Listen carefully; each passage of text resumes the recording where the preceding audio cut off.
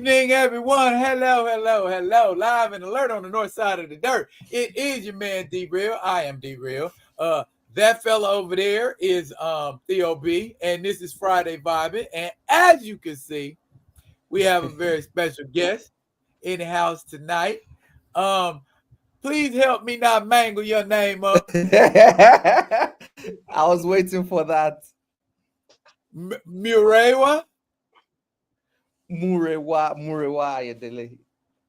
Murewa. Okay. Murewa, I can do that. Okay. Murewa. I got you. Yeah. I got you. Ayodele. Yeah. Okay. That's close Okay. enough. So Yeah. I'm gonna call you Mr. Ayodele. So I can't go wrong with that one. Okay. No. He is responsible for this wonderful looking piece of work right here. Bam. Okay. Ekagoon, brutalizer of gods. I must say, it's my first time. I know it came out in April, right? Yeah. I think Okay. April, March. Okay. And so I like it. I like it. I like the concept. I like the idea of it. And it is something I feel like we definitely need it in the area of sword and sorcery, I guess is probably what it is.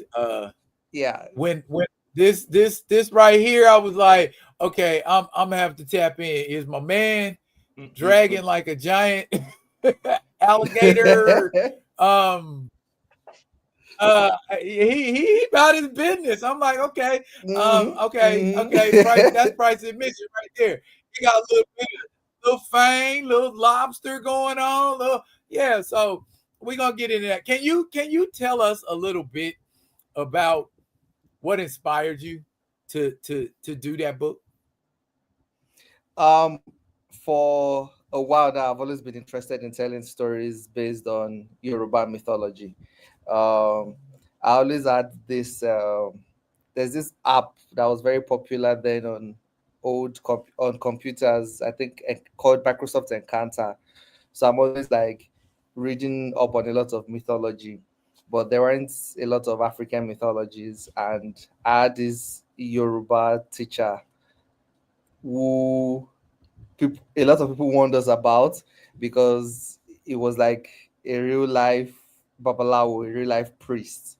So sometimes he would tell us some actual spells and weird things. So he kind of got me interested in some of those kind of stories.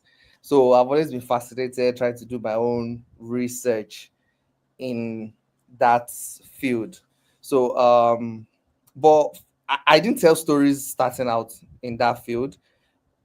The first type of stories I was telling was science fiction and all those stuff, and there was a reason for that. The reason for that was everybody in the comic book industry then in Nigeria were telling stories about Shango, all these stories, and I like I just want to stand out. I want to do something new to break in. Like I was also not trying to.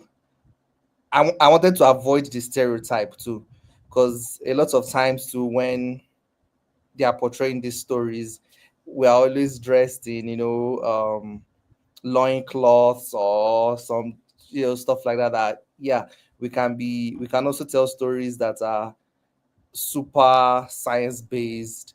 I don't also want it to be interpreted as though we are not civilized or something like that. I want to tell some of these epic stories. Yeah, and after a while of telling those stories too, because we weren't getting the attention we wanted or the acclaim we wanted.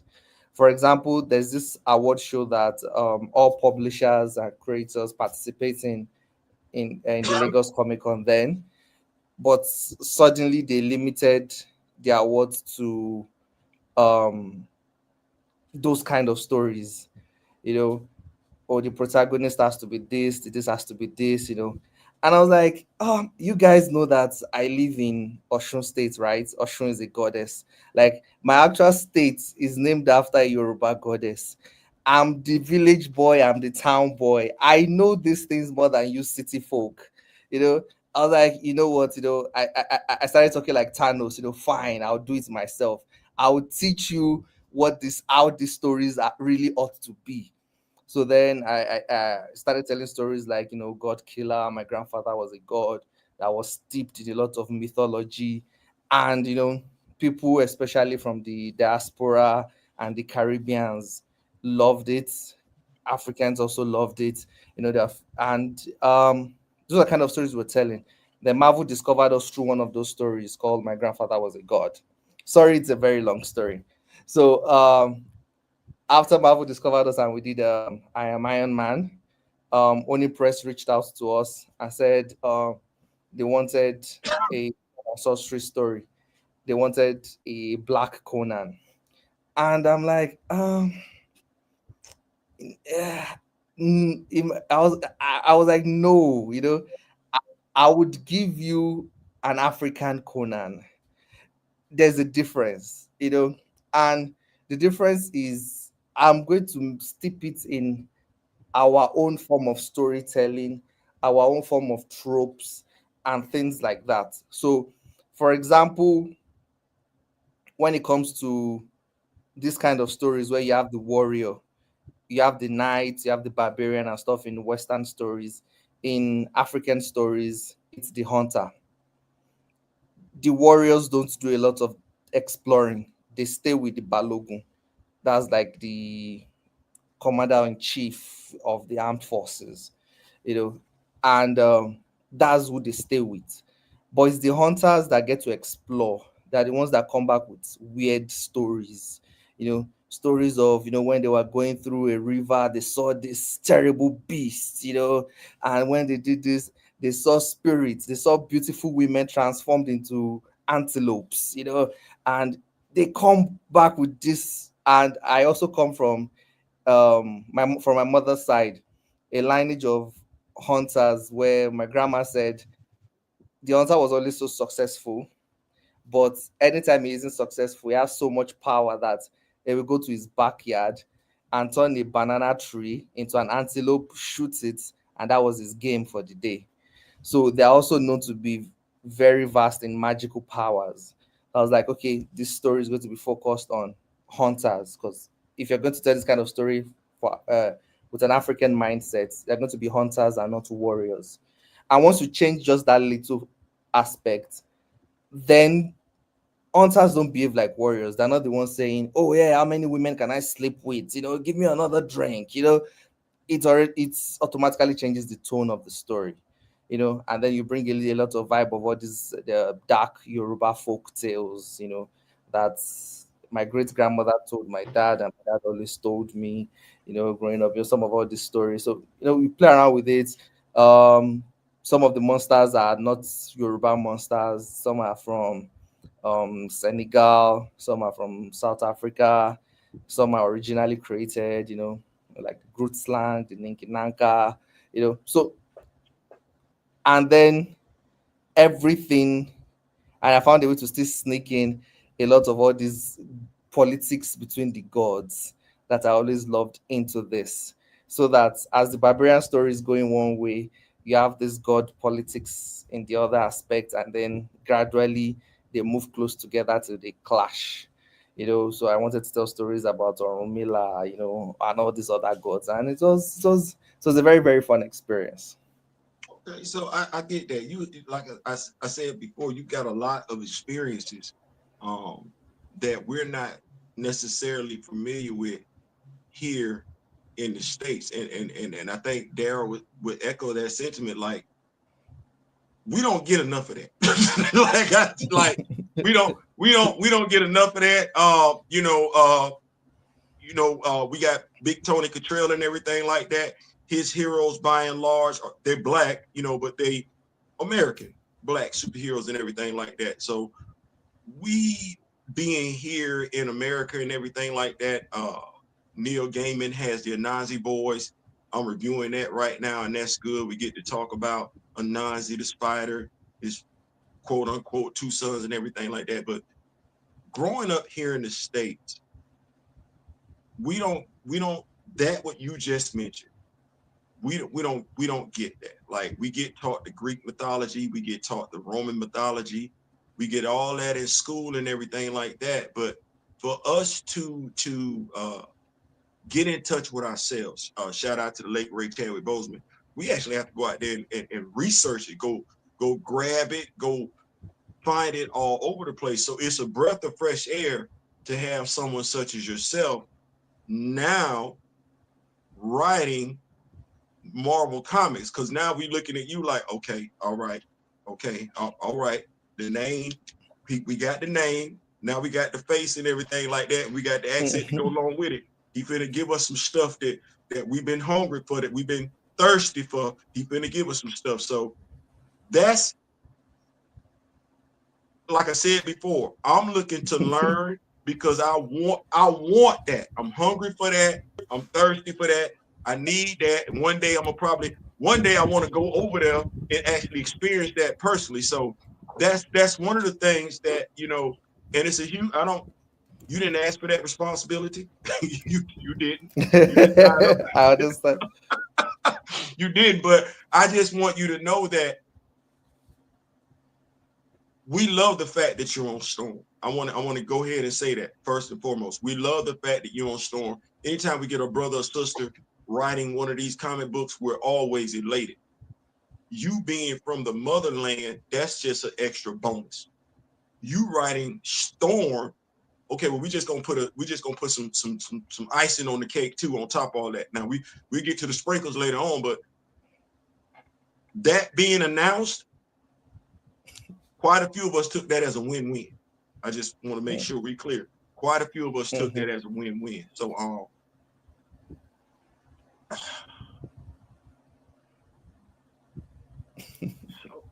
you want me to do it? You want me to do it? I do it. Okay. I do it. Okay. So okay. Here's the thing. With all of that said, and as I said to Daryl, and I'm explaining to you the way I explained it to Daryl. I used to live in New York. And in New York back then during the early 80s was multicultural. My two best friends were Puerto Rican. I had a crush on a Puerto Rican young lady.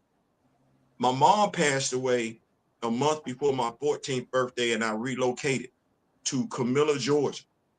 That's rural Southwest Georgia. Like, that's culture shock in a mug for a 13-year-old.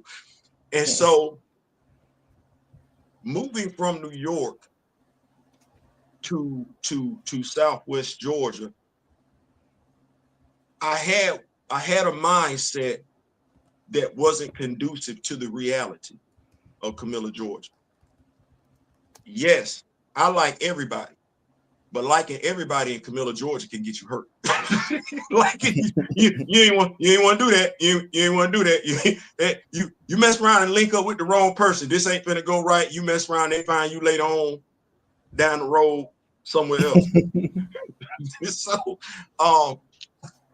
So with my own personal experience, and like I said, thank you so much, you showed up on the live the other day. There's a way which I think is transcultural as Black people. We talk to one another without necessarily talking to one another. And you were saying some things. One of the things that you said is that it was a little bit intimidating because you weren't necessarily familiar. And if I'm taking your words out of context, I apologize. Familiar with the culture of the X-Men. Am I hitting that, getting that close?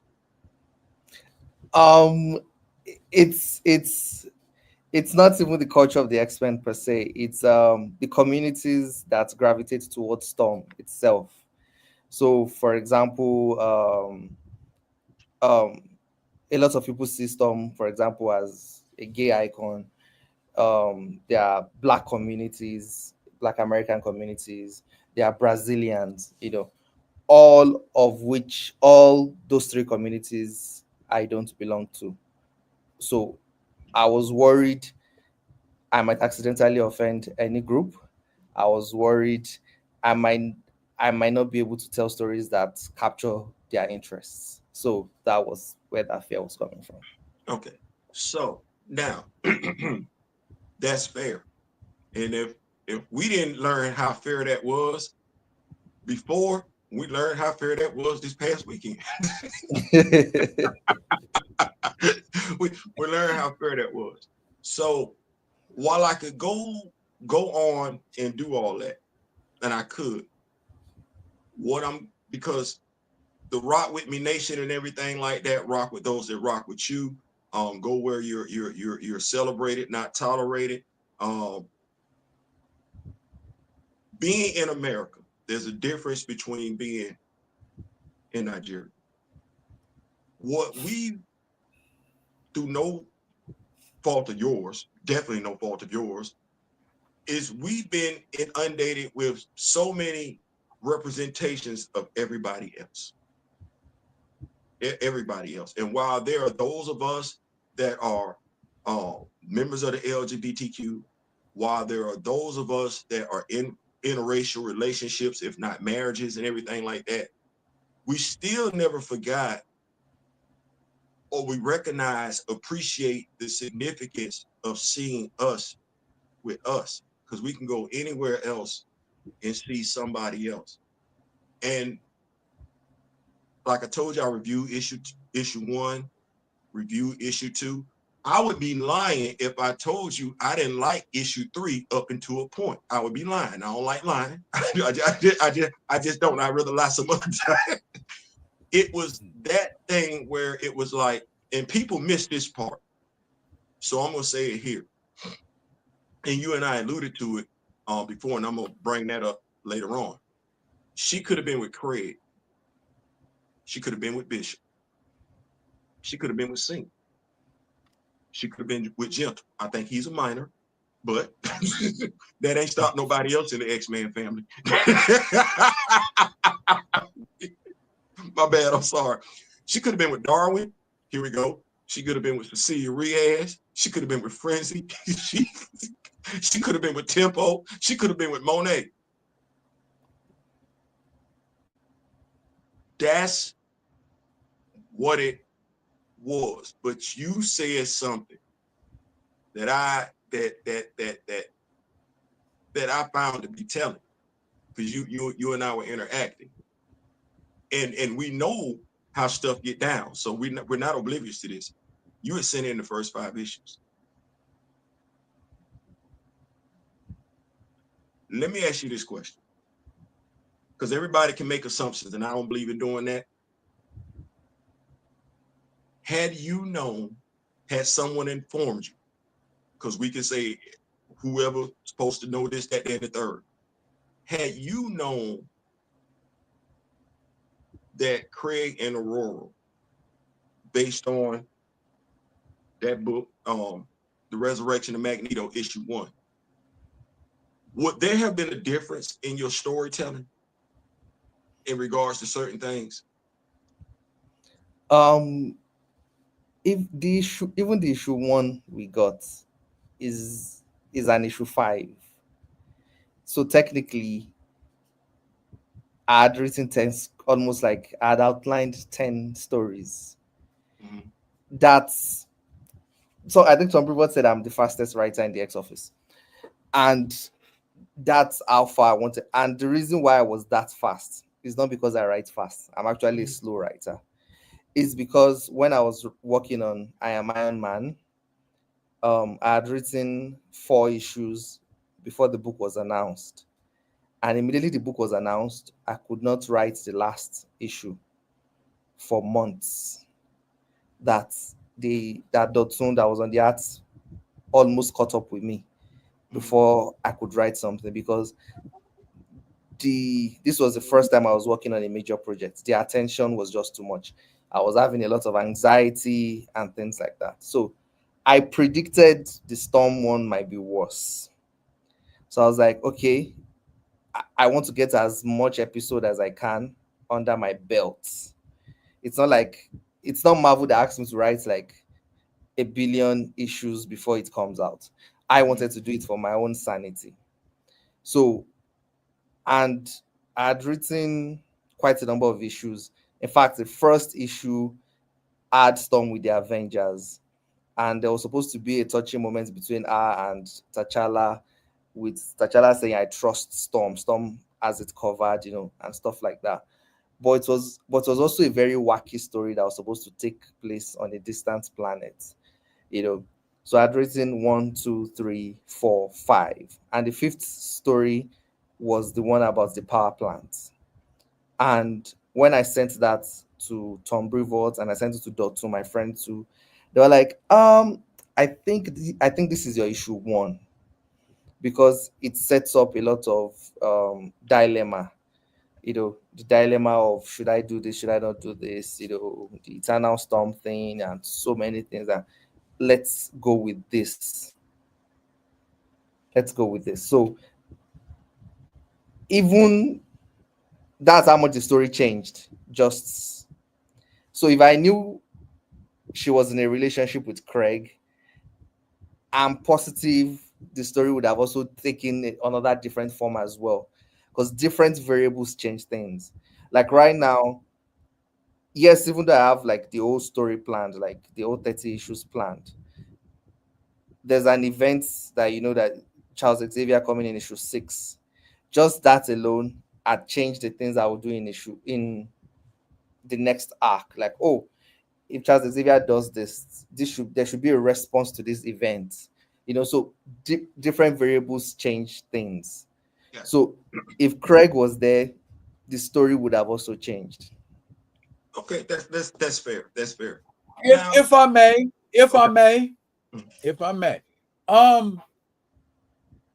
the issue that I had, and I wouldn't even say I wouldn't even say the issue I had. I say the confusion that occurred as I read this book right here is similar to what a lot of other people had, like why is this occurring? Okay, that was the next question I was leading to. Like, what was the? That's what I wanted to ask.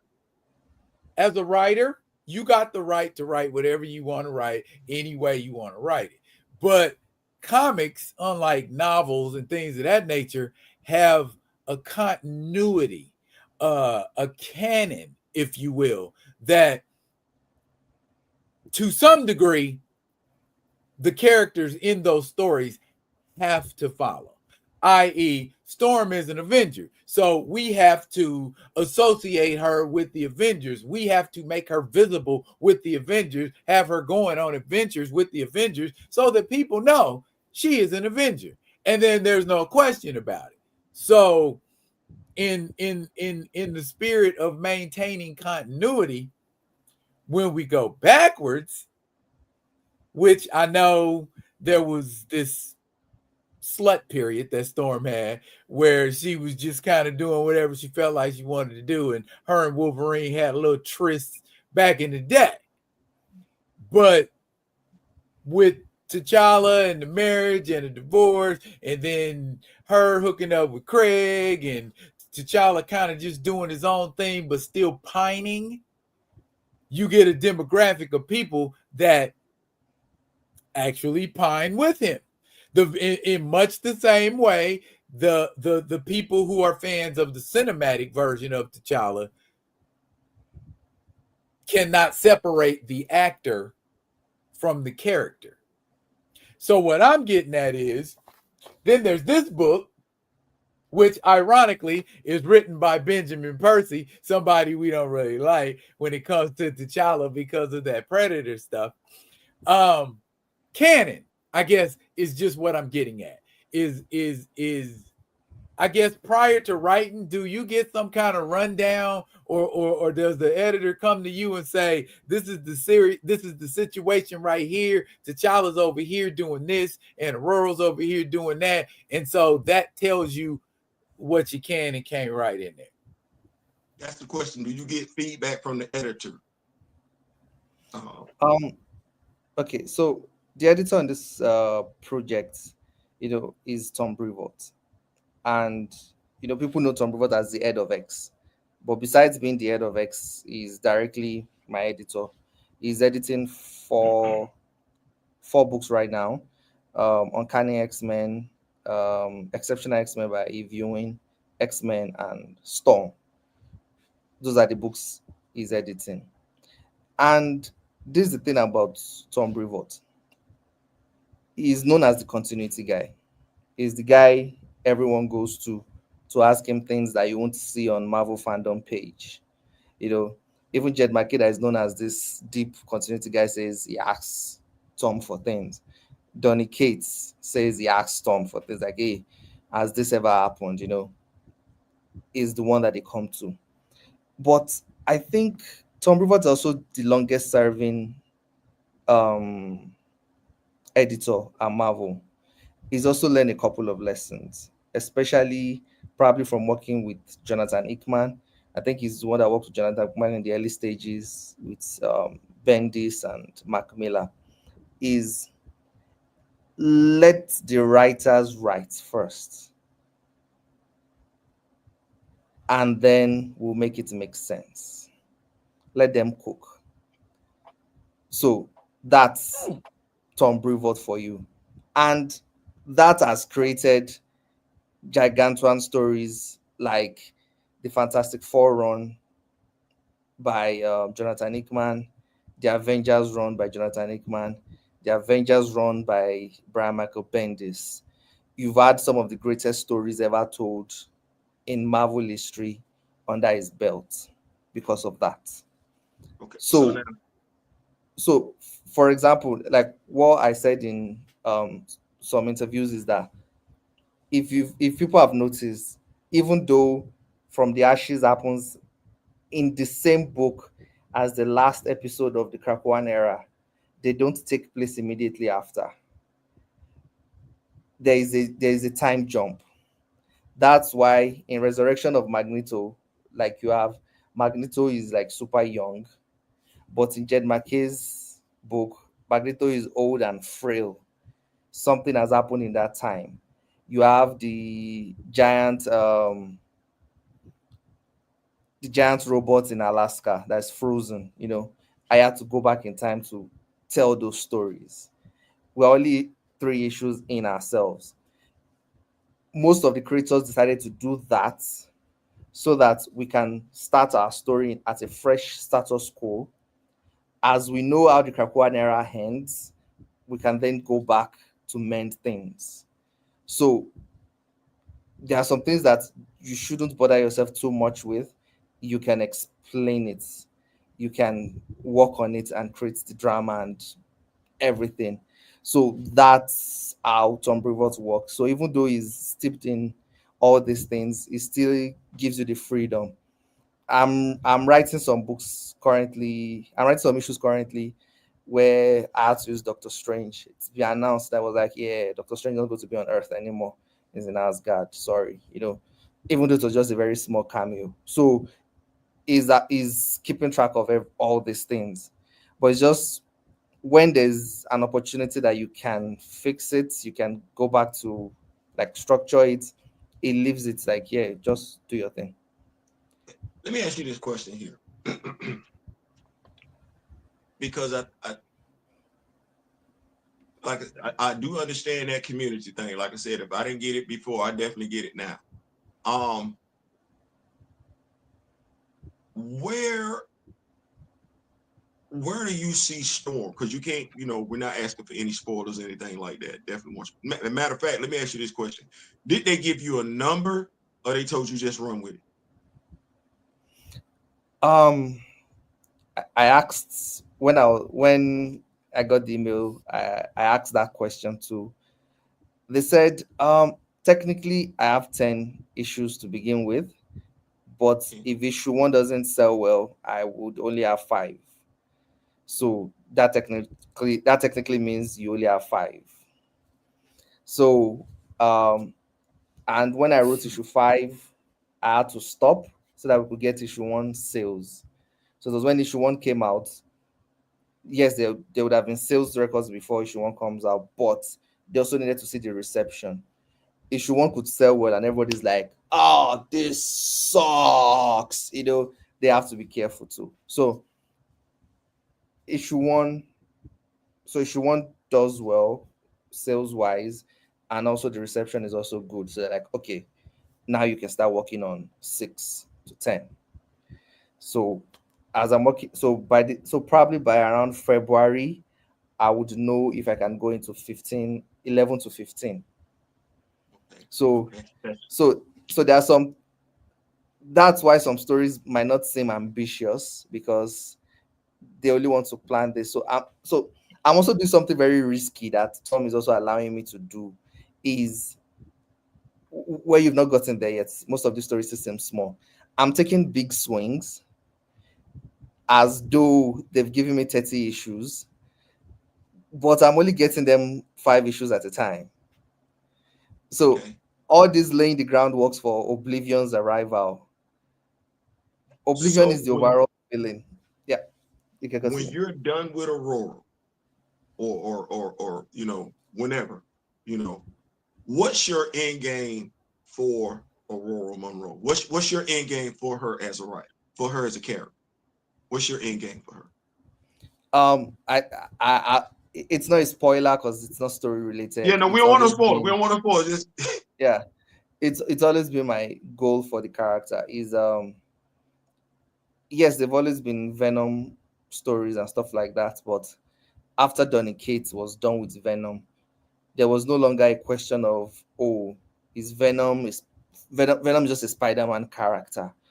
Venom became its own brand that I think it's even almost has its own office. You get that, its own editors and everything. They can just run with their stories. So that's my goal stepping into this, into Storm. That by the end of my run, that's my goal. I hope I'm successful with it. At the end of my run, I want Storm to be seen first as our own character than an X-Men character. I want a Storm solo series to not be seen as something strange and odd. Because when this book was announced, you got a lot of Storm books only last 5 issues. Storm books never last long. I want Storm to always have a book on the shelf because I would establish that this character can be profitable. There are some characters now that if an Iron Man book doesn't do well, they don't think Iron Man is the problem. They just change the creative team straight. They know Iron Man can make money. They don't think is so, but all these Storm series that weren't successful, people just assume, oh yeah, Storm doesn't sell. So I want that by the end of my run, it should be that, oh, Storm can sell. We've just not gotten the formula yet. If something else ever happens later. If an Iron Man series doesn't do well, they just change the creative team and then so yeah, that's my goal for Storm. Okay. Ooh, ooh, ooh, ooh, ooh, ooh. I got a question. Okay. Do do do you think being the writer on Storm places you in a very, very, very pivotal position as far as putting that character where she truly needs to be? Someone said in the chat, this is your chance to put your stamp on Storm and make her what everybody in this chat and Theo and I feel like she deserves to be, is a flagship character. Someone like when you talk about stuff over at DC, you can't say it without talking about Superman, Batman, or Wonder Woman. We want Storm to be like that. So, sir, my question to you is, what are you going to do different from Paul Smith and all of these other? I think it's like 3 or 4 people that did a Storm series, and it only went like, I think like 4 issues at the most. I think she's had. Um, what you gonna do different so you don't get stopped at 5?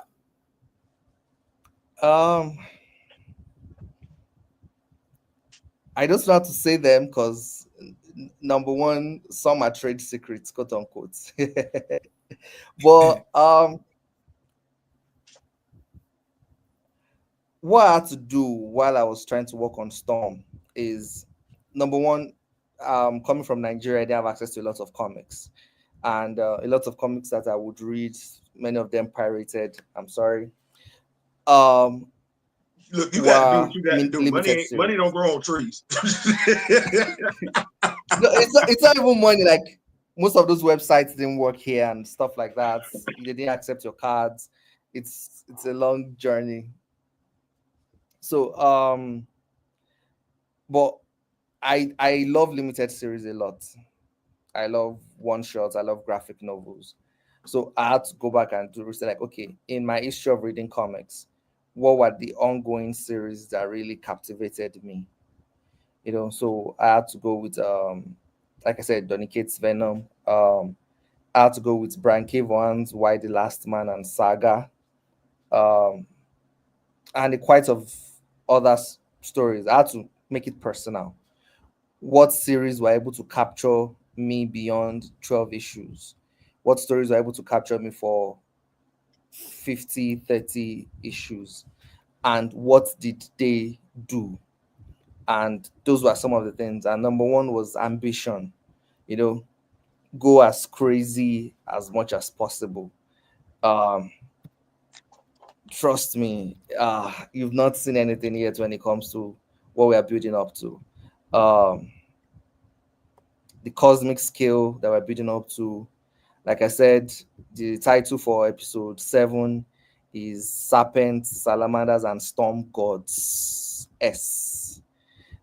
So storm gods are getting involved. You know, it's escalating at an exponential degree. You know, we are trying to take bold statements. Our going to Latveria is not just to reminisce on past storylines. We're there to reestablish a core part of ourselves. The first time she met Doom, something happened to her. You know, we want to reestablish that thing that happened in the current continuity of Marvel. So it's it's the grand scope. It's not being afraid to shake everything. you know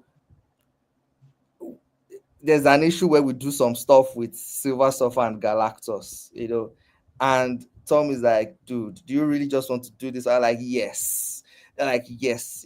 So I don't want to say there isn't ambitions in all these other stories, because every story has their scope, but these are the stories that captured me.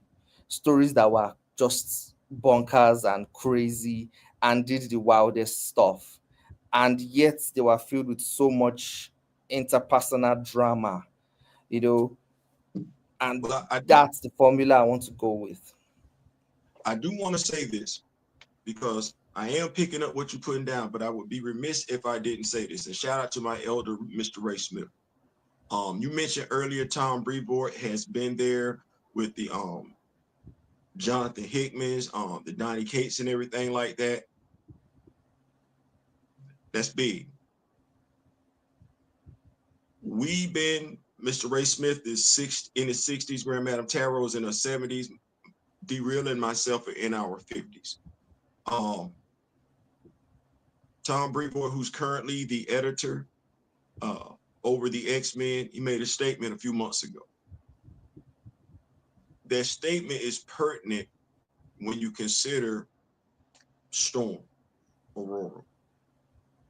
When we look over the Marvel Comics landscape, and it's not your responsibility as a writer, not saying that. It's not Aurora's responsibility as a character. She's a character. There is a deficiency, something we're looking at.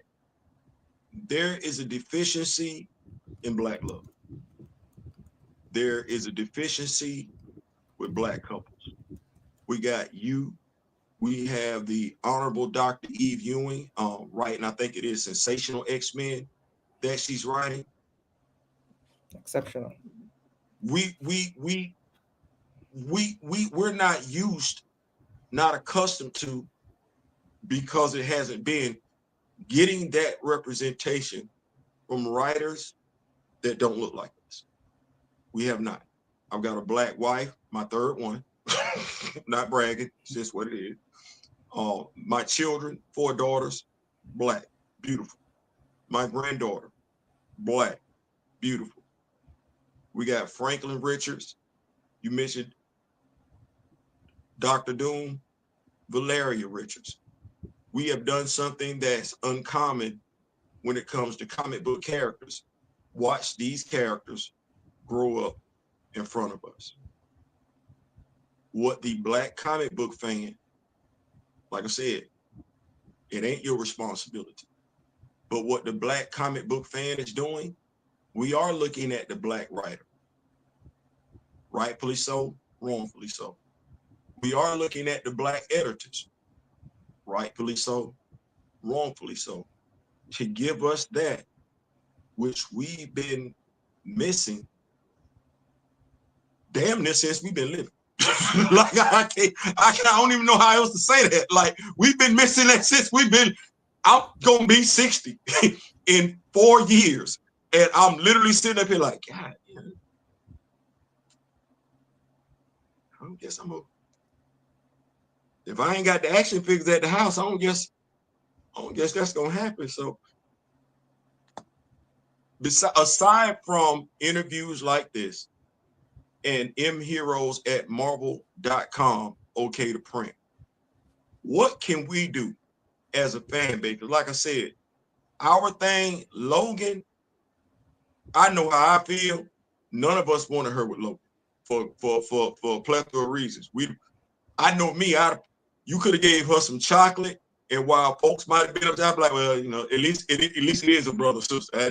That's how I said it. I ain't gonna lie, that's how I said it. And it's not to say where there's something wrong with Aurora being with Logan. Aurora and Eric make more sense because of the time frame that they had on Mars, the resurrection protocols and everything like that. That make more sense. But when my brother D-Real, he says this thing here, and I don't know, I'm not looking for you to be aware of it, but I am looking for Tom Brevoort to be aware of it. Logan is Jean's lover.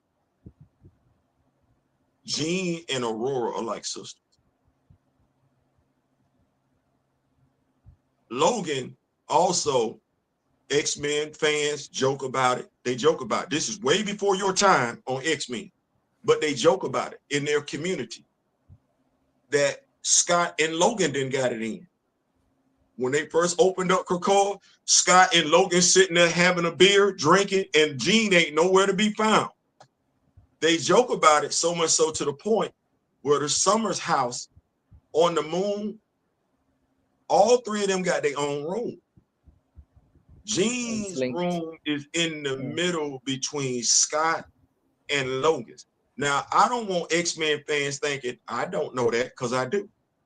I don't want no editors thinking. I didn't look at it like, well, y'all got some freaky deaky going on over here, huh? Well, anybody can get it, huh? Anybody can get it. Male, female. And I didn't even know Scott did that. I ain't know, but clearly him and Logan got a thing going on. So I said all that to say this. It's probably unfair. It might be. I will concede that. But whether him, you are currently our black, you, Brian Hill, and Dr. Eve Ewing, y'all are Black Hope. To get that black representation, to get up images of our black parents, grandparents, our wives, our significant others, our children, y'all are it. They've gotten Logan, Banshee, Siren, Scott, Emma, Jean, Cable, old Cable, young Cable. They got all that. We just want us. We just want us some. And I'm sorry, I'm apologizing right now. It's probably unfair for us to be laying that responsibility on you. I'm apologizing. We got all the Norwegian history we want, Norwegian mythology, Roman, Greek. We got all that. We don't want that no more.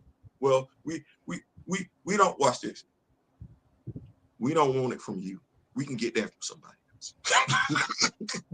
They can't tell us. You can now see. Here's the damnest thing. You can tell us what they can tell us, but they can't tell us what you can tell us. You see what I'm saying? We need that. So it wasn't nothing personal. I don't want nobody looking at it that way. We like Logan. We don't dislike Logan. We just know who Logan is, and we don't think he's good enough.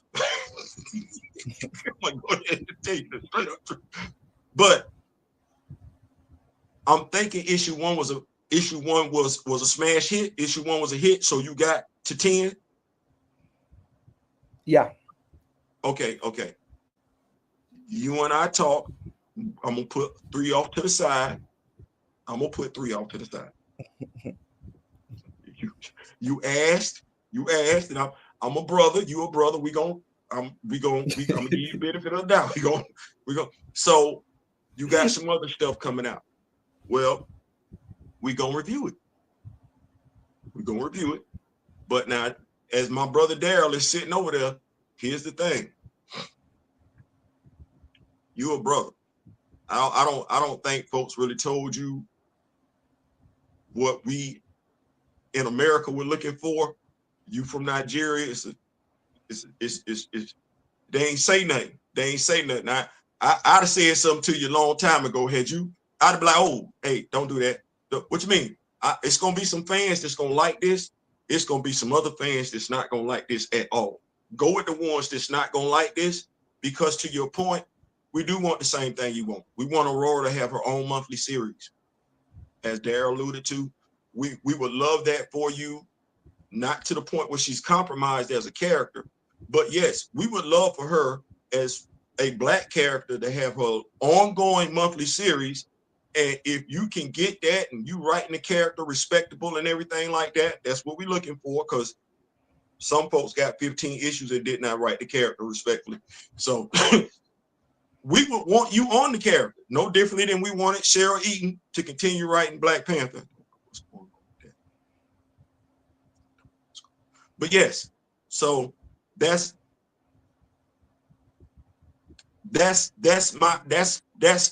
I'm speaking for me. My brother gonna speak for himself and everything like that. But if you're gonna give it to us, it's gonna be where it's supposed to be at and everything like that. Because at the end of the day, we want some good writing. That's what we want. Issue 3 is issue 3.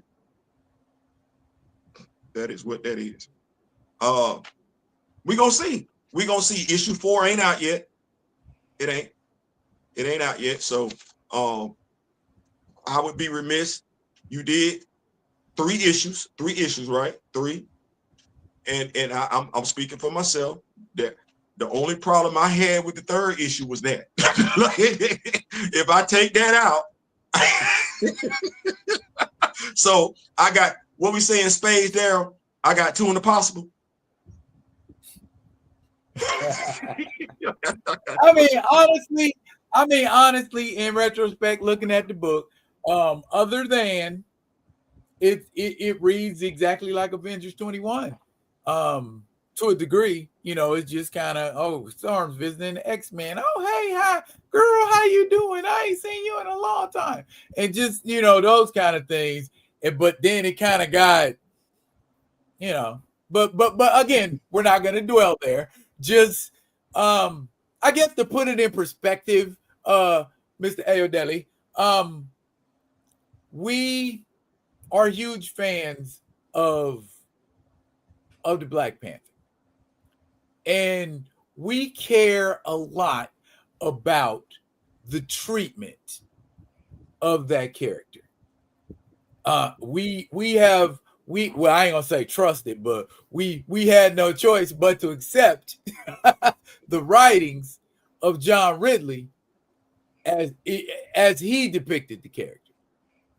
But then we got a little more redemption when Eve Ewing took over.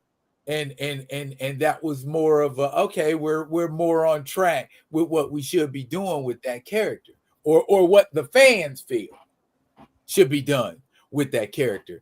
And then you had Ben Percy with the Black Panther Predator thing, which by and large, I mean, if we're being honest, was not well received by fans of the Black Panther. By and large, you might find one or two out there like, it's dope, I liked it, but by and large, Muzz was like, I didn't like it. And I think somebody in the comments has said something like, I'm glad that wasn't canon. So those are the kind of things you have to think about when you're moving forward. Because I know you might get a crazy idea like, oh, hey, let's put Storm in a fur boa and a muumuu and see how that pans out. While you might think it's a great idea, people who are fans of the character might be like, I didn't like that. You know, and a lot of people start, threatening to not read the book no more. That kind of a thing.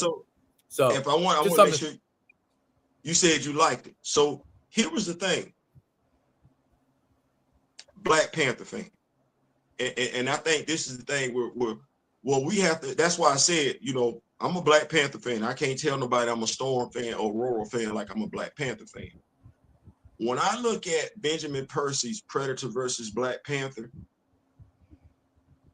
Shooty is not the griot. You got Shooty in griot gear, but you don't have her doing griot things. You just have her in the book. You don't even have her using her griot abilities. That's problematic because if I look at Benjamin Percy, I don't think you're doing that with Peter. I think Peter is going to show up against the Predator doing what Peter does as Spider-Man. You didn't do that. Then when you look at the Hatu Zraze, you're nerfing them. Is this MCU synergy you bring it over from the movies? Or do you honestly know the history of the characters you're getting ready to use? And Benjamin Percy, he's probably a great writer. When he's writing about something he actually knows about. I knew based on his writing, I read all 4 issues, bought all 4 issues. I could tell Benjamin Percy knows about the Yautja, but more importantly, he cares about the Yautja in ways he doesn't know and doesn't care about anything Black Panther. And honestly, I could say Falcon related because what he had Sam doing, when Sam started shooting 9mm rounds out his gloves, I'm used to everybody else's character being respected. And I don't trip on that. If somebody say Batman's logo is too big, that's a Batman fan. I ain't finna argue with no Batman fan about the size of Batman's logo. They got that. What we feel like,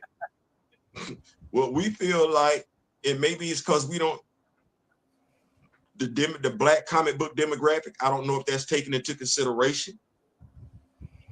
We as a demographic do exist, and we're tired of our characters being written as, not saying you did it. And I don't want you taking that way. This, what I'm saying right here is not aimed at you.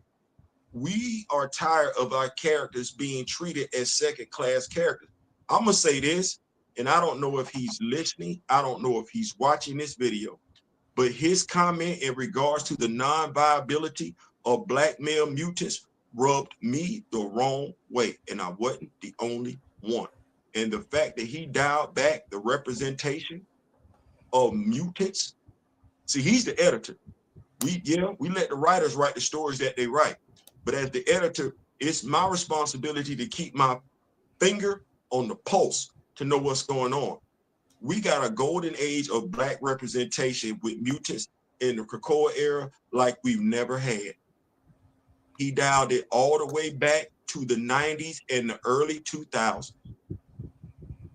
I don't know who needs to say something to him, but he needs to know that statement, why he didn't get questioned on it and why he didn't get pressed on it. There are quite a few comic book fans, and I don't know if we do this over in Nigeria. We threw a flag on the play.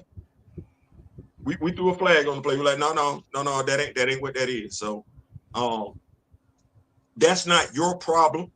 It ain't, and I'm just saying it. It ain't your problem. It ain't directed at you personally. It's just one of those things that, as Black fans, and I don't know if anybody's ever said that to you before, but over here in America, Black comic book fans, we thirsty.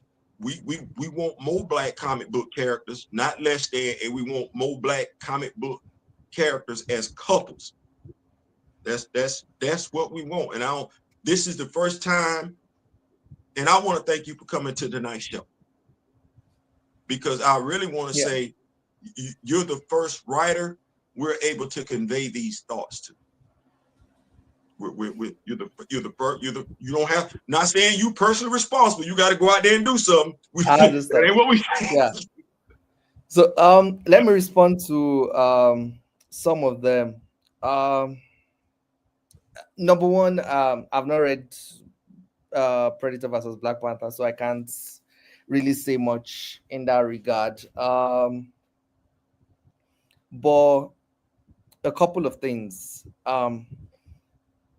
In slight defense of my book, to be selfish, to start with my book first.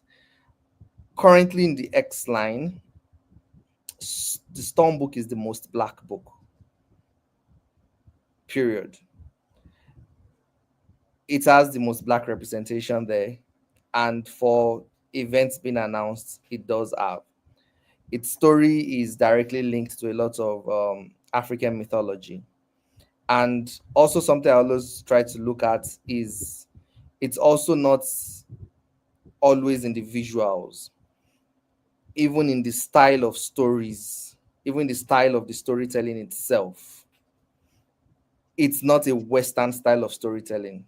The story structure is not everything. So that itself, a lot of people are having issues, even like they're like, it reads weird to them. And it's like, if you don't expect if you don't expect the typical like Western comics thing, you would not have an issue. So there's that. And concerning I think I asked Brevoort about that comment.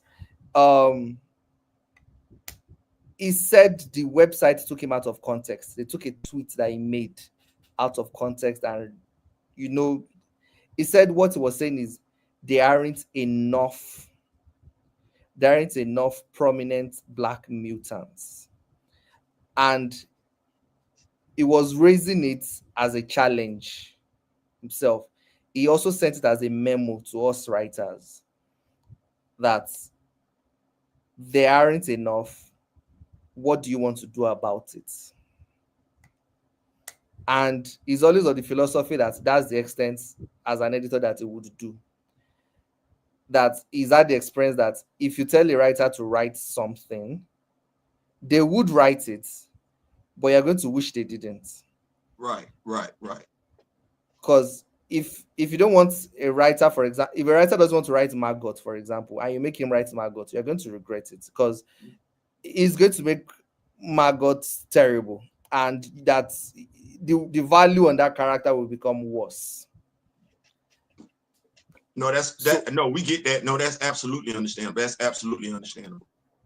So he did say that. He said it in an email thread about there aren't enough Black mutant characters, prominent Black mutant characters. So there are some writers that are like, okay, I'll create new ones. Some are like, I will bring old ones. Like in Gail Simone, you have her creating a new one in Ransom. In mine, I'm bringing Margot in. I always had plans to bring Margot in. It was always in my pitch. So different stuff like that. So that is that. So okay, yeah, is that okay? So I was reading the comments. So yeah, that's it. So a lot of things happen in the background that it's weird to explain, because sometimes if you say some things, you get other people in trouble. It's never about you getting yourself in trouble. No. We don't want You you might doing get that. We don't someone in want you trouble. doing that. And no, and don't get nobody in trouble on our part. We do no, enough of that by ourselves, apparently. no, Don't do that. no. Don't do that. Don't do that. And yeah, and it's complicated itself. Everything is complicated because some actually, weirdly enough, just happened by weird chance, that people think there were intentions for it and they just happened, either by oversight, either by anything. You know, it sometimes happens. The black representation thing, like I said, it's been a goal for the book. You can see active steps towards that. Now, to be fair, yeah, I'm not going to um, lie or anything. It's romance wasn't particularly number one in my mind. There were lots of things. For example, the black male intellect, always challenged. So you had Dr. Voodoo there, Good looking, black good female. looking, good. Hold on. Yeah. Let me turn this around. Good looking. You see the storm boots right there. You had Jericho Yeah. drum. Good looking on that one. Good looking. We said we appreciated that. Good looking. Black female friendships, that are awesome. No, you had that with Frenzy, a lot of black We friendships. still need that That's where frenzy Majestic action Family. figure. Thank you. The more frenzy show up, the more we can maybe get Hasbro to get us that action figure. Good looking. Good looking. Yeah. In 26. making black characters always feel like sidekicks, even in their own books. I really had to fight for that, and you could see a lot of people even getting uncomfortable with some of those decisions. Like, when I say statements like, "Oh yeah, I'm making Storm the most powerful being in the universe," and immediately you see the response. Like, oh yeah, they I'm mad not. At you. They mad at you online. They mad at you. I'm not making her. She should never be as powerful as Jean. Why would she? They shouldn't make her more powerful than Jean and Emma. Mm-hmm. Well, go ahead and say what you want to say about black characters without saying it. Go ahead, just try it. They mad at you. Yeah, so so she has her own base that is elevated above every other person. Everybody has a problem with the fact that she's rich. That was the first pushback I had. I'm going to explain how the money came in. It's in a future story, but I'm like, why? Like, if any other character came rich, you'd be interested. Oh, how did she make her money? But yeah, you're like, no. Her story is more interesting when she's, down to earth and this and this and this. And like, she can be rich and still be down to earth. We're trying to tell stories of empathetic, powerful people, and if Storm can be as powerful as she is, like physically, and be empathetic, she can have the power of wealth too and still be empathetic. So those are those kind of things to question the norm. A black character doesn't always have to be, the one living in the studio apartments. They can be rich too. They can be influential. They can be the most powerful being. Those are the things that I am going for. Black friendships. One of the things that I was also, and I'm hope I am able to do it, is events centered around black characters, that it originates from a black book, things like that. So those are the goals. So that's what I meant earlier, and thank you so much for putting that out there. There's a question in the comments that I wanted you to field, and it was earlier back before a whole bunch of crap went on. Anyway, This comes from Miss Keita. She is a regular and in the Rock With Me Nation. She says, will each issue be a different labor for her on her ascension to her new status? And will she have lasting repercussions from her journey? Thank you for that question, Keita. Outstanding question. Yes, yes. In the very beginning, I've always been saying this is the Eternal Storm saga or the labors of Ororo Monroe. That's what I've been tagging this series. So it's going to be having different labors, and the way labors are and the way they take things from you. It's not always physical, you know. The first one took our health, until the second one, like the issue 3 you don't like much. We didn't move on. We didn't move on. What we got, and I'm gonna tell you, see what I wanted more than anything part tonight was understanding. part of those no, part of those things is the cost of it too. Is she didn't like it at the end. I think a lot of people are forgetting that too. She didn't like it at the end. There's a cost to her emotionally for doing that as well. Everything you listed, it's probably going through her mind as well. Logan is a platonic friend. In that story, everybody say about, oh, Logan is, a manslot and blah, blah, blah, blah, blah. It was Ororo that used Logan in that story. Logan was the one being used. It was Ororo was the one in the emotional distress that used Logan. Okay. He did write it like that. Like she did jump him. And left him. And after that, left him without even goodbye. I got another one. Real quick.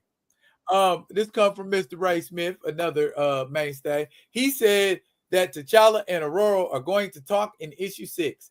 What they gonna talk about? No, not issue 6. T'Challa and Aurora. T'Challa shows up in issue 8, I think. Okay. What they gonna talk about? I don't know. Oh, you can't tell? I don't give. I'm gradually building up to it, even though it shows up. You know what? Okay, so here's where it's coming from. So, because we've been listening to you and everything. You said there was a time jump and everything like that. There's been a time jump from the resurrection of Magneto to where we are now. We know how time jumps work. That's why Eric was young then, and he kind of looking crusty right now, crusty crappish.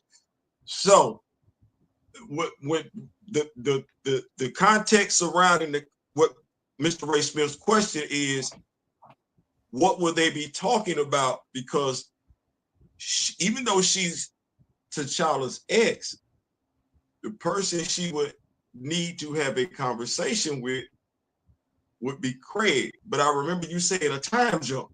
So with the time jump being in place, we done with Craig. Yeah, Craig might have already been kicked to the curb before she got to Logan. I was listening. She might have done got rid of Craig already before she jumped on Logan. So that's where we were, as Darryl was talking about earlier, the how the continuity flows and everything. But like I said, I was listening to what you said. You said it's been a time jump. Okay. So my thinking, I don't know. You let me know if I'm right or wrong. Craig been gone. Craig got broke up with off panel between issues. She called. We're gonna revisit that later on. You might write it in another issue where she playing it back with, you know what? I appreciate you, but I'm gonna have to go on this journey by myself. Another time jump. I got you. I'm following you. I just want to let you know I'm picking up what you're putting down. You know what? there are some good ass questions in the chat right now. Folks is pepping up and perking up, and okay. I'm at a record high in my chat, and I'm excited as yes, you are. Yeah, you big bro. I see you, big bro. Nitellum asks, basically, when they talk about her knocking boots with Logan. I mean, he did say not her, not anybody but him. We don't know. He did say anybody but him. No, not yet. I've not written that confrontation yet. Okay. How about this is more of a personal question. As an African man, what are your critiques of how T'Challa has been written? What would you tweak about his character? I want to hear this. It's great question. Because we're not from the motherland. You the only one get that perspective. We wait. I can say things about maybe Wakanda, but not T'Challa, because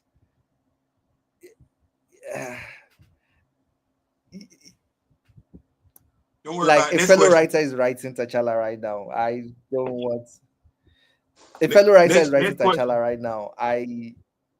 Yeah. Next question. Get the next question, Daryl. He can't answer that. Jed McKay writing T'Challa right now. Next question.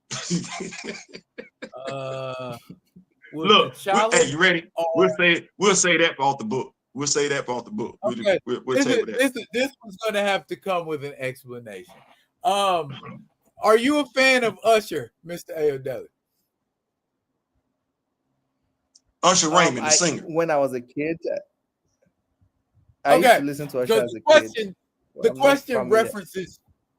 question references two Usher songs, and both Usher songs have really entirely different feels when it comes to how one feels about the opposite sex. So Gray is asking, will T'Challa be on You Got It Bad, which is the song where you like crazy in love, or You Don't Have to Call, where he's like, F them females, true player for real, ask my homie for real, by the end of the conversation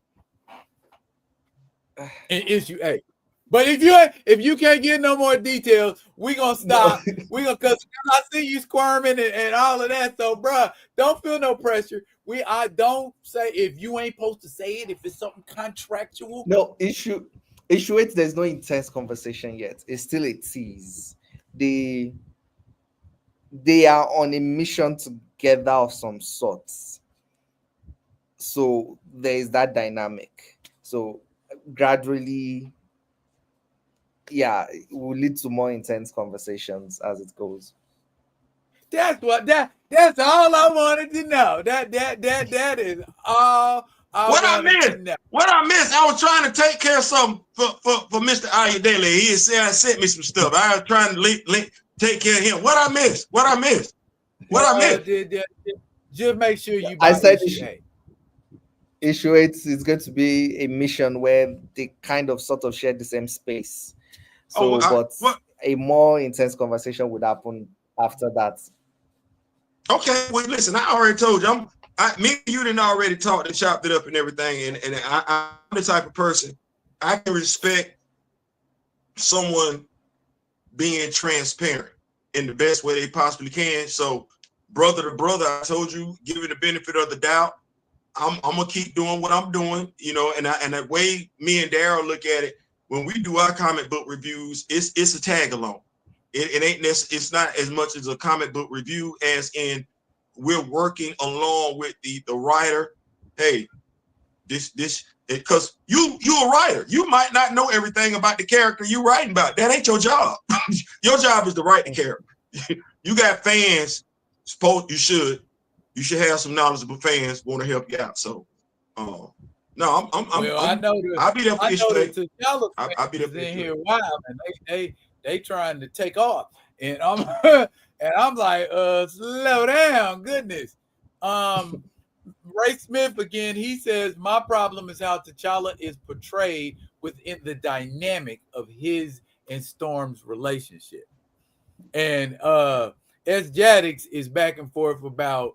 I guess at some point you had said somewhere that you were not trying to make Jed McKay's job difficult as you write your book, but there are people who believe the Logan that action thing has made it more difficult. Yeah. So how? Oh, how is it? Maybe I wasn't respectful enough to Jed, I guess. As I was writing the stories, it's trying to just go with the flow, and I guess I got carried away. But I think maybe it's how I also approach. Maybe it's also how I approach life itself. Um, I think people make a lot of mistakes, and people do things a lot that we all stay in the showers and we think, from small things like, man, I wish I gave this feedback back to that guy, to things that are like, oh my God, what I said at that party was so cringy, We all have those moments. Right. And I don't want to write a story where the character doesn't have those moments as well. So that is the goal. So while I'm trying not to step on other creators' work with my characters, like Storm, and I also don't want that to limit the kind of interesting stories I would like to tell and challenge the audience with. Because I know people don't I know people don't like the Logan story, but let's forget who it's with. Let's forget who it's with for a moment. That scene, how many Marvel comics have ever gone that far and stayed PG-13? The restrictions of Marvel. How many comics in Marvel comics have ever done that far with it? It's my goal for this series. How far can I push the comfort zone of the readers? From how I structure the stories to the reading experience to the things that would happen in that story.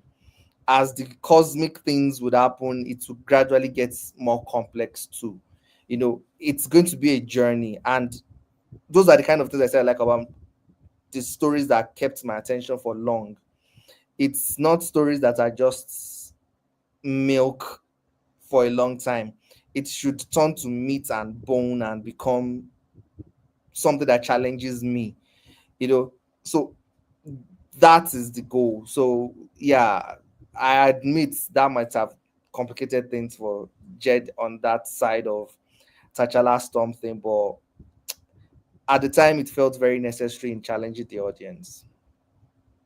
Hey, you know what? As Daryl said earlier, you got to write what feel right to you.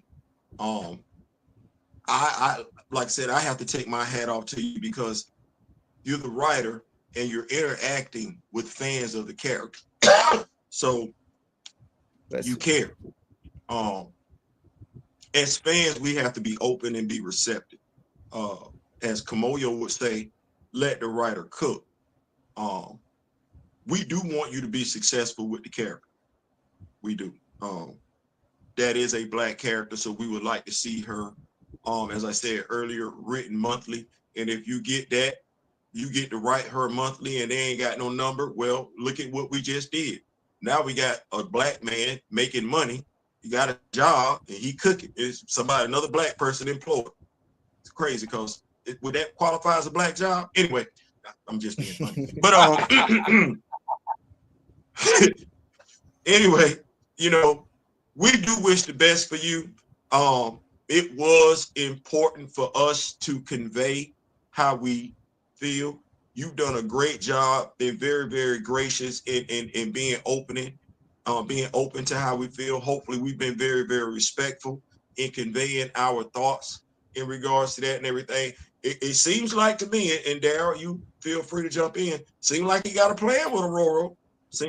Playing seem like it's better than what we got with somebody else for 15 well, issues. So. As I have always done in my videos and interview, we had to give Eve time to cook on Black Panther, and she got the cooking. Some people will say she didn't, but I was satisfied with what she did. We had to wait a little while for Brian Hill to get cooking on Blade, and he did get cooking on Blade, and we was like, okay, all right, I'm feeling it now. So you just put the beans in the pot; they ain't even heated up yet.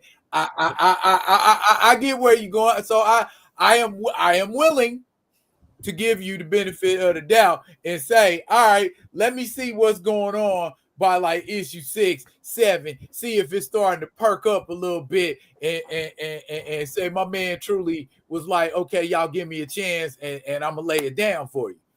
But know this,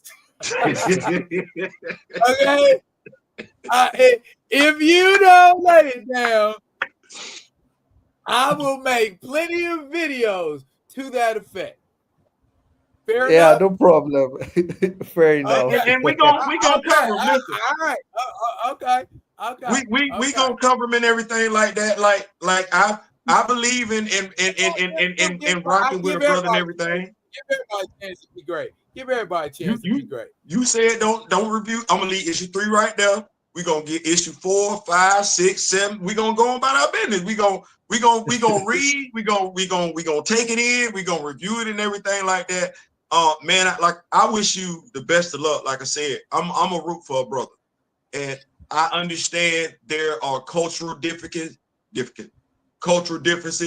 communication differences, and everything like that. If you're not gonna know if we don't tell you, you never gonna know how we feel as a fan base if we don't say nothing. We didn't say it. That's all we could do. Like I said, it sounds like you got a great plan for the queen. You rubbing some folks the wrong way. I'm just telling you. Some folks don't like how you elevating her. They mad. You talking about the strongest? That's a hell of an elevation. Let me tell you, that's a wild way to kick it off, bro. That's all I know. It's been from the first issue, and to be honest, there are some hate that I'm kind of okay with, because if it's why basically so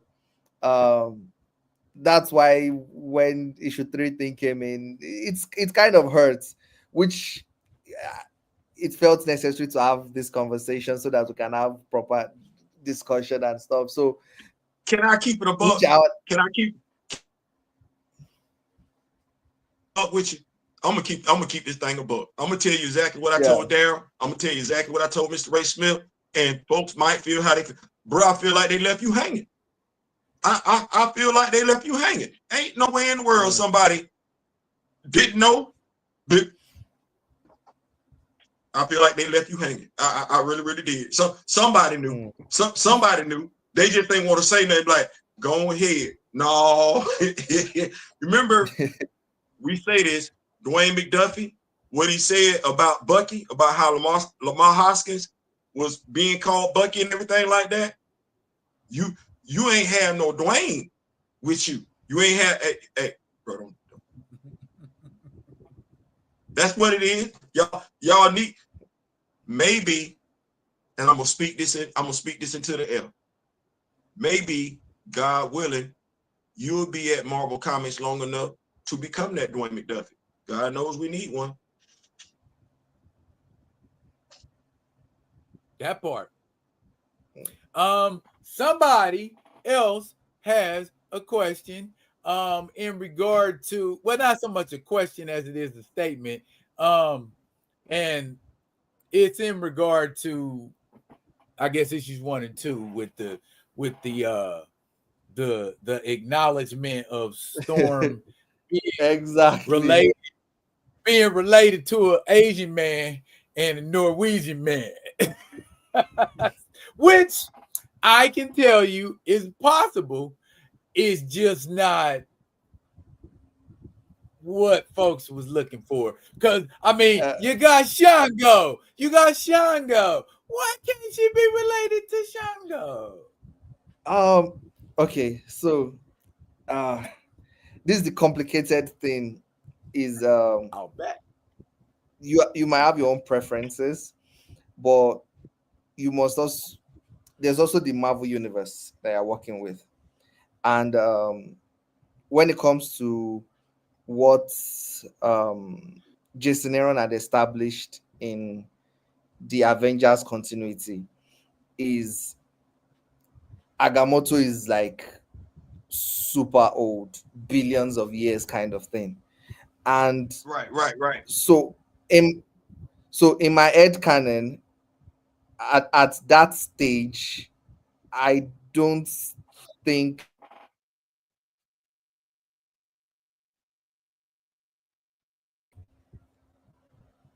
oh sorry, my network went off for a while. Can you hear me Oh, now? okay. I Yeah, thought it it was did. us. It did. Go repeat the last Yeah. line you said. Okay. Yeah. What Justinian had established is Agamotto had been alive for like billions of years or something. So at that stage, I don't think you belong to a particular continent at that stage. I think you're just early human at that stage. Good point. So I just think you're early human at that point. And Oshtor in Marvel continuity is an Egyptian goddess, and she's even seen as this primordial goddess that even is older than like Odin and all the other gods. Like, is that old? So it's in Marvel continuity, it makes sense, you know. But for characters like Shango, they would make an appearance. And the way Marvel continuity works with how old Agamotto and Oshto are, she can still be related to Shango because Shango is younger in Marvel continuity than those characters. So it's weird that way. Like Thor, like as old as Thor is younger than those two characters. So she can still be linked to that. It doesn't close access to them. So it's not like, oh, I've not made her permanently linked here. She can never be linked to Shango or any other goddess. They can. Those characters I linked out to are primordial ones. They are like the oldest in the Marvel universe. So it doesn't change or lock things. So Yeah. like I didn't even realize the link with Thor. It was a fan that said, I was like, oh yeah, that's true. Like I was thinking of Agamotto and Oshto, and it was someone that said, "Oh, Oshto in Marvel continuity is sisters with Gaia, and Gaia in recent history now instead of Freya is the mother of Thor." So that's what Mm-hmm. created that link. So it's not like I said it in the book or directly just said, "Oh, now she's related to like Asgardian gods." That's how old Oshto and those gods are in Marvel universe. That's I think all the other gods are descended from them, including like Well, the well, well. Gaia, Asgardians, the Gaia, Egyptian gods, and Gaia all this has stuff. been Thor's mother. Gaia has been Thor's mother since like I want to say like the late '70s, early '80s. Mm. So, oh, Flash by Night is here. Flash by Night has a Yeah, he is. page, Flash by Night Comics. Yeah. And Flash gave me a perfect segue. He says, what can you tell us about what Doom wants? I like that. Well, as a Oh, I another like one. that. Another one. Doom wants control. That's the best I can say without giving spoilers. Doom wants control. You can't tell You us. know what? I I'm got gonna a question. stop. I'm gonna stop. I got a question. Based on the Rock With Me Nation, Black Panther fan group, Council of Wakanda. I got a nice little question. Serious as cancer. Who can make the average dancer? I don't want to put you on the spot. I don't. So if you can't say nothing, don't say nothing. is there a Black Panther solo title coming down the pipe? I think that's Will Moss's office. I have no idea what happens in that office.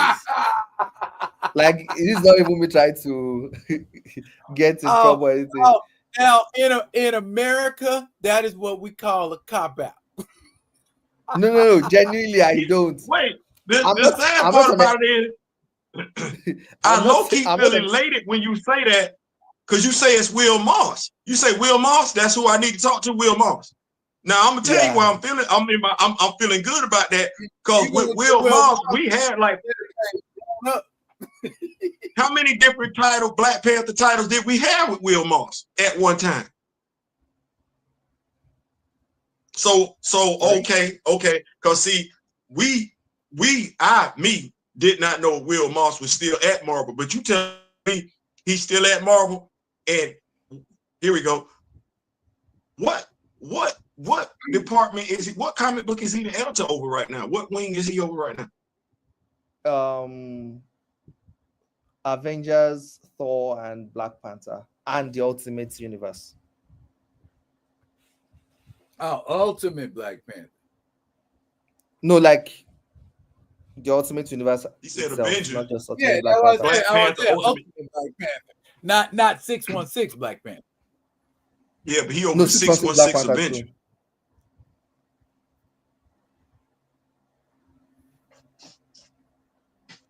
Okay. Has Marvel ever used Shango? Has Marvel ever used Shango? Yes, yeah, and I'm happy. In Thor annual number 10, back in, I think it was like the 80s, they were fighting this being called the Demiurge, and it consumed gods, and they called all of the thunder gods from the different pantheons together, and Shango was one of the thunder gods. Yeah, I think Joe Quesada also tried with a Shango that spells with an X too.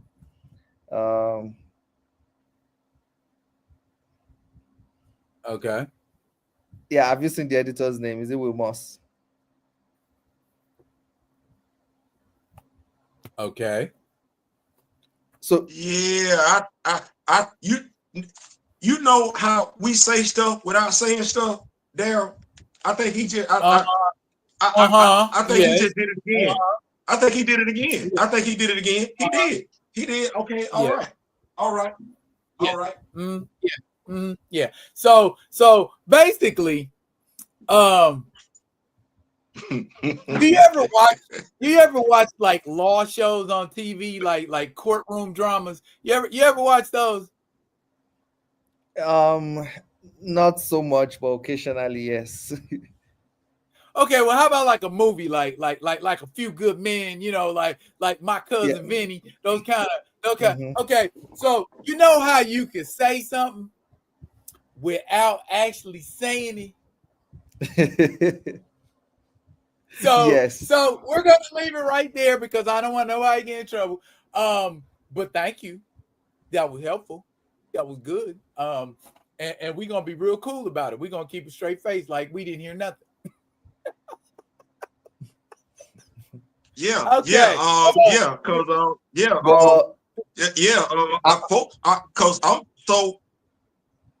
Because I don't even know what to say now, because I just looked Will Moss. So because we had so many questions about T'Challa being in the Meridian diadem, and he planting the Black Panther flag there and everything, and Will Moss just happened to be the editor of that comic book. Okay, all right, all right. I don't know if you could because you got to pick and choose your battles, but I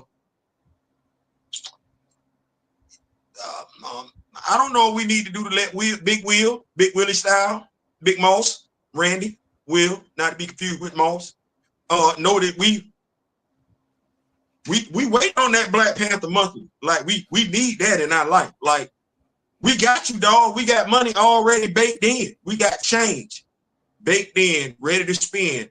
Already.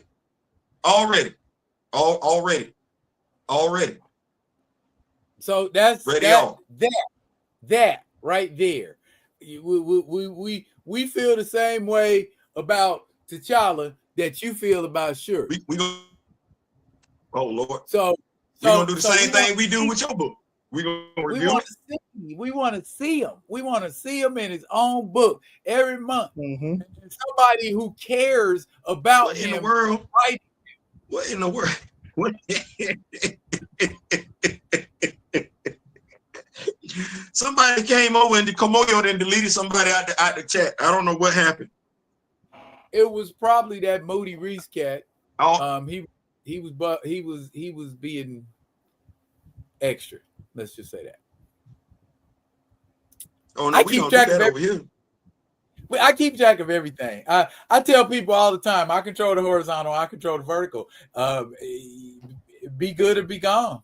Come in peace or leave in pieces. I hate to be like that, but I mean, you are a guest, and guests get treated with respect, respectively. See how I did that? Absolutely. Absolutely. It's one of the things where we ain't got the two different wombs, so we don't conduct that type of nonsense around here. But anyways, Nightellum said the Paint the Game storyline really should be an ongoing series for T'Challa. That's literally a story on its own, and the time displacement moves different there as well.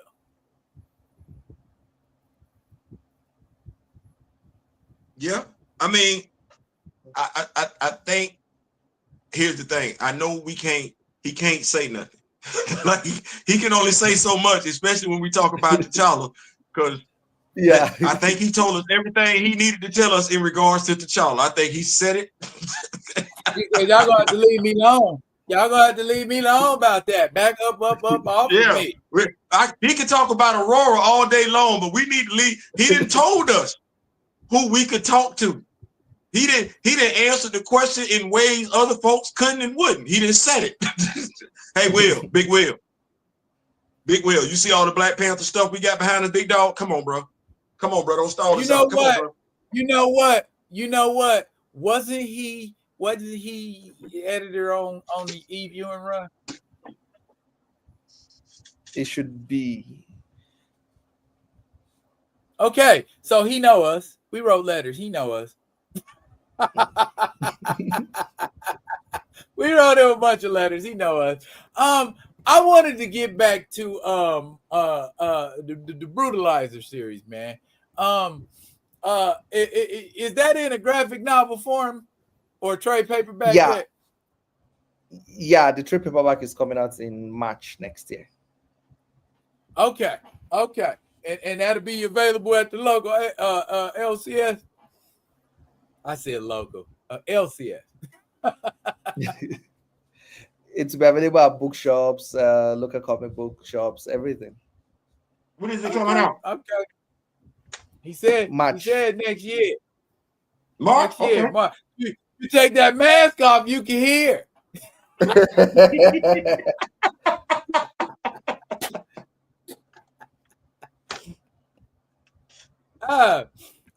Are there other African artists that you like or that you would recommend, like comic book writers, comic book artists? Because I picked up a few things, but if there's stuff you would have a unique perspective, because we're like, sometimes, the big two don't act like they supposed to act. And so we like, okay, I can spend my money where I want to spend my money. Over here, we got, what I'm saying? We got Godhood, we got Kingwood Comics, we got Concrete Comics, we got Advent Comics. All of those comics that I mentioned are Black owned, African American operated. So what I'm saying is, are there some folks over there in Africa, other than our boy Buckmeister, who are bubbling and trying to come up and do some things that should be on our radar?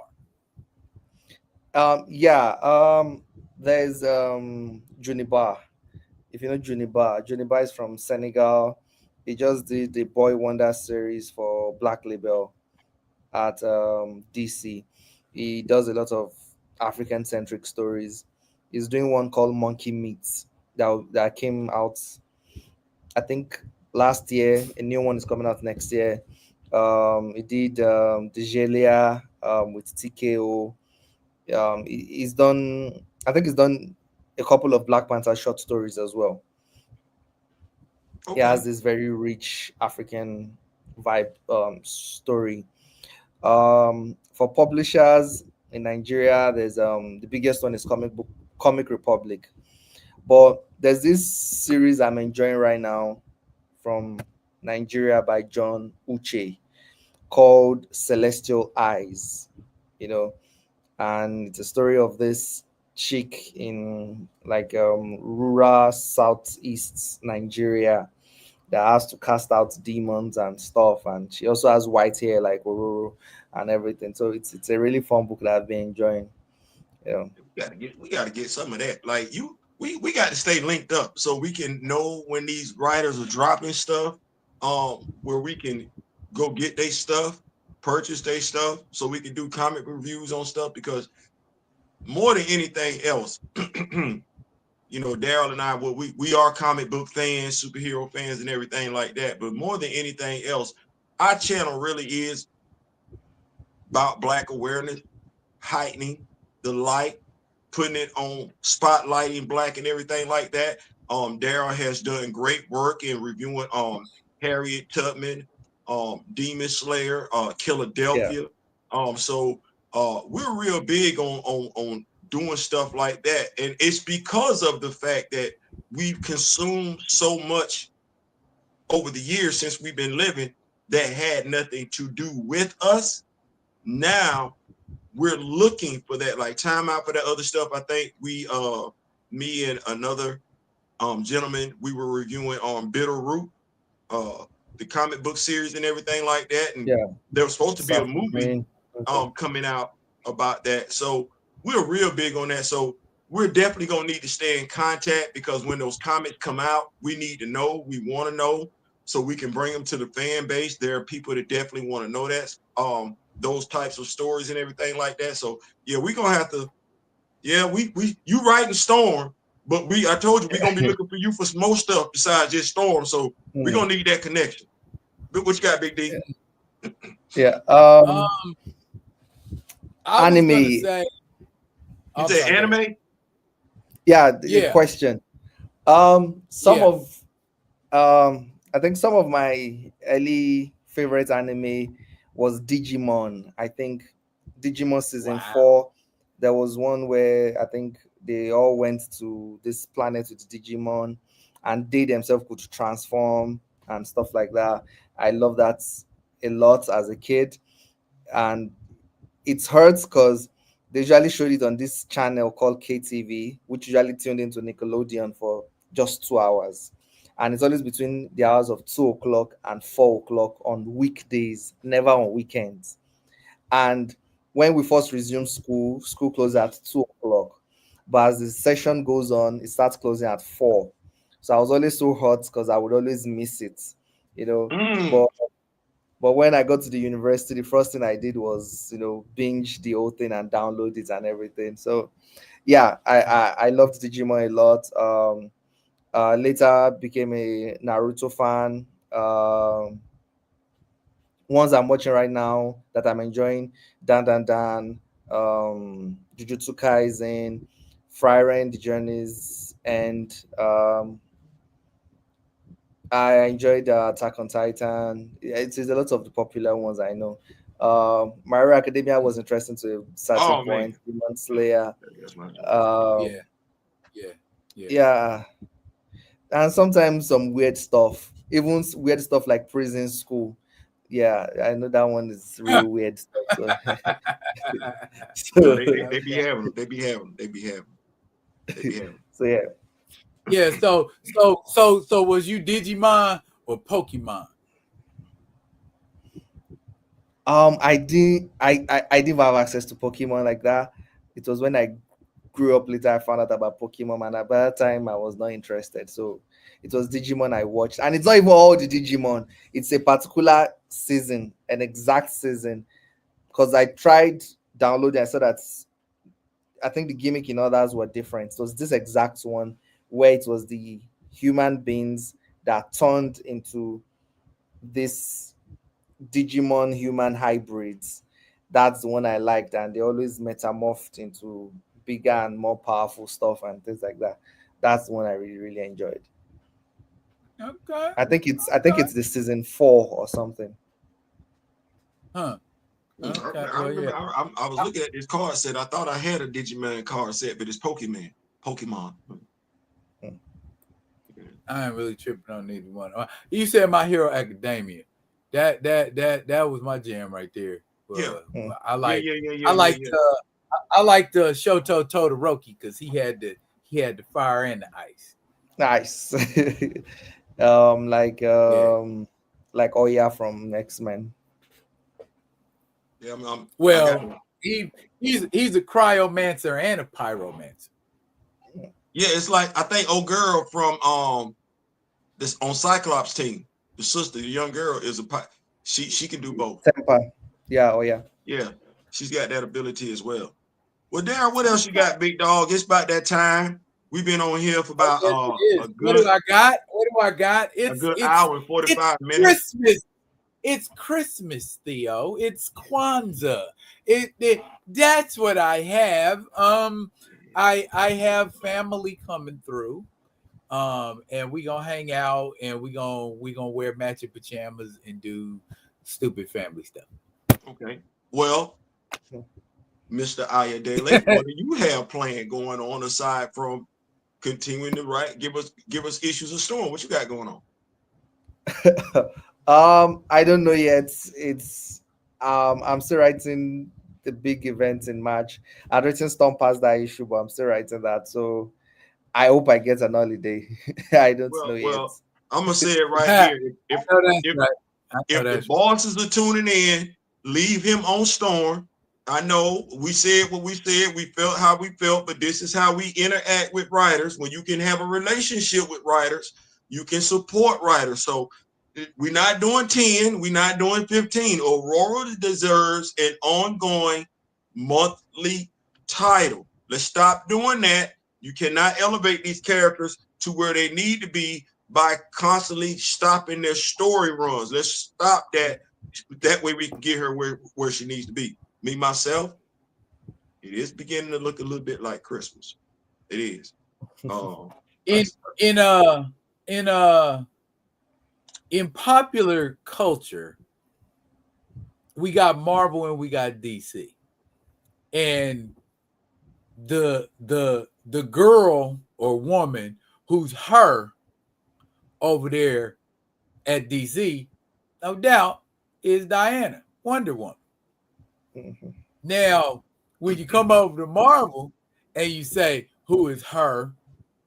Then we like, oh, it could be her. Oh, but it could be her too. Or it could possibly be her. We don't want to have that conversation. Mm-hmm. When you ask who is her over there at Marvel, we want to unequivocally be able to say Aurora Monroe. Period. So we have high hopes, brother, for you to do that, for the character to elevate her, to that place where she deserves, because she's flagship. So all they need to do is just make her flagship. And I've said on a few videos, what makes a flagship character is they constantly in your face. They got 3-4 books a month. That's what we need for Aurora. We need to put her on that kind of status. So that right there, do that. And I thank you for coming by tonight. Feel free. Anytime you want to, you're absolutely welcome. Thank you for being open and being transparent. Like, that was big and everything like that. Like I said, anytime you want to pull up, we ain't even got to talk about Storm. We can talk about whatever you want to talk about. We can talk about if you play video games. What's your favorite video game? It's Friday night vibes over here. It ain't no serious, nothing like that there. So you are always welcome. You are family, and I'm gonna go ahead and bestow it upon you, whether you understand what that means. Welcome to the Rock With Me Nation. Thank you. Thank you for what you did this evening, for caring about that character like that. Yes, absolutely. So thank you for having me. Thank you for the opportunity to be able to discuss with you and everything. Over in America, we say that you got balls. Because there's a lot of people that wouldn't even show up. You showed up on like 2, 3, 4, 5 people shows. Like, hey, I ain't scared. I'm gonna go on that show. I'm gonna go on this show. I'm even going on this show. Ain't nobody really checking for it because I want everybody to know who I am and what I'm about. So from a personal standpoint, I appreciate it, bro. I really do, because a lot of people, I reach out, to artists, I reach out to writers all the time, and sometimes they like, who are you? And won't even give me a time of day.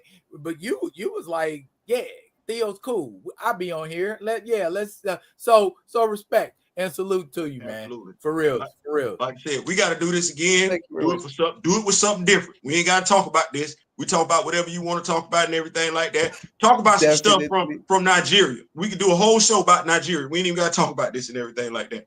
But yeah, 100%. Thank you so much. Look here, y'all. I am D-Real. That's Theo B. That's Mr. Ayodele on the end. This has been Friday Vibin, and that's it for now, y'all. But fret not, we will be coming at you with another one of them other ones. And until we do, y'all be cool. Be cool with each other. Peace.